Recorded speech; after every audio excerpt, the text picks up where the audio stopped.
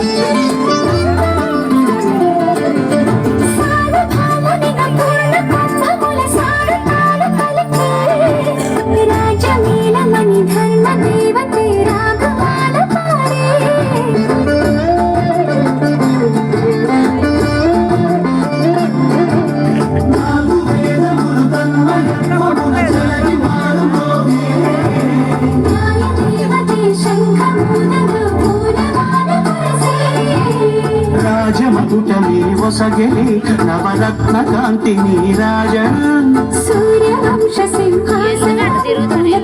చేసే అభివందనం సామ్రాజ్య లక్ష్మీ పాద స్పర్శకి పరవశించిపోయే